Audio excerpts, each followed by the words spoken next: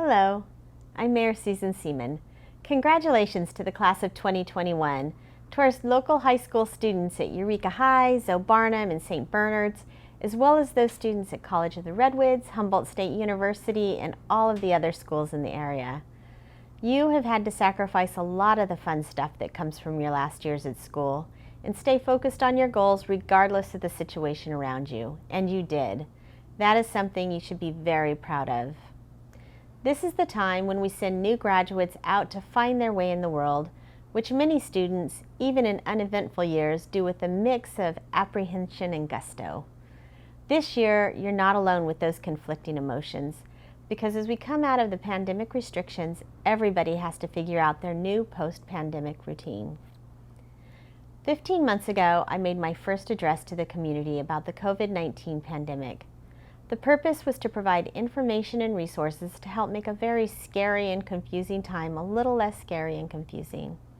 And now, as guidelines are being eased at every level of government, people are re-emerging from isolation and the feeling that I'm getting from people that I talk to is that they're having similar feelings coming out of the pandemic that they did when they entered. People will come out of whatever isolation they've been experiencing for the past year with different levels of comfort. Some folks have been continuing to work at their jobs through the pandemic, and some folks have remained at home, leaving only to retrieve necessities. Some people have lost loved ones to the illness, and some people never even knew anybody who got sick. Some people will remain cautious because they're vulnerable or have vulnerable family members. And some people may continue to follow COVID practices just to avoid getting a cold or flu, because a year without a cold or flu was pretty great. Some will fall back into pre-COVID habits pretty quickly. The differing responses alone are enough to create conflict in people's minds, and this leads to frayed nerves and the potential for volatile situations. Please take a breath and remember that getting through this part of the pandemic is still part of the process. It's not an easy switch from a pandemic to a post-pandemic world. First, if you're vaccinated, you've done the single most important thing you can do to protect you and your community from COVID-19. Vaccinated people are not only significantly less likely to get sick from COVID-19, they're also less likely to spread the disease to others. If you're not vaccinated yet, this is the time to do it.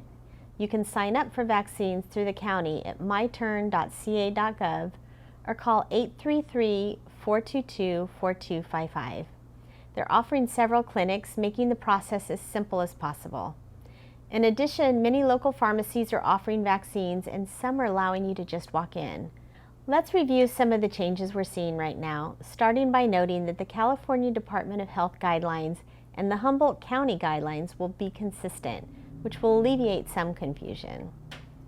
The regulation changes we saw this week allow vaccinated people to move about indoors and out without a mask in most situations. But don't throw your mask away. In fact, you might want to keep one on you at all times.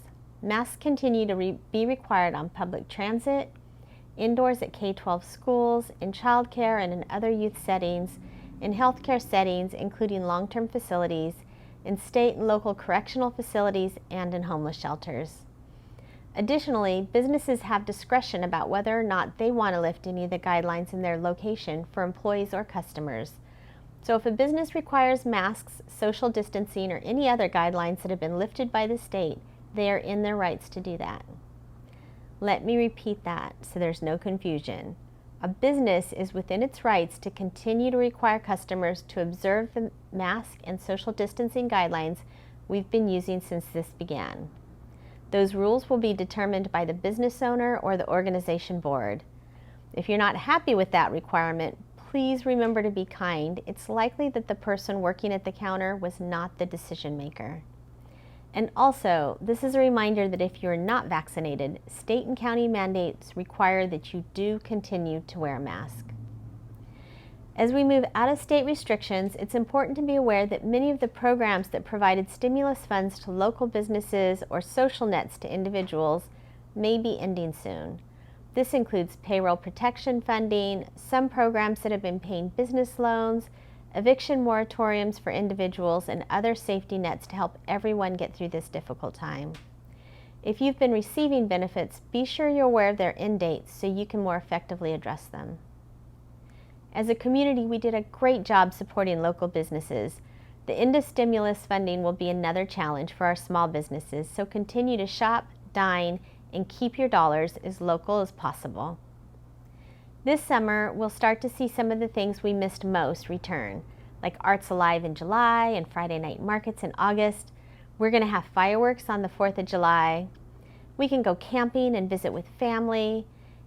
But we also might find that we're more hesitant to join festivities as readily or as often as we did before. That's natural. I once talked about the difficulty of the third quarter in isolation. I also read that coming out of isolation, people are struck by all the things they miss about it. Be patient with each other, and as I mentioned so many times before, be patient with yourself. Again, I'm Mayor Susan Seaman, and I appreciate everybody's commitment to keeping us healthy over the past 15 months. We'll talk again soon.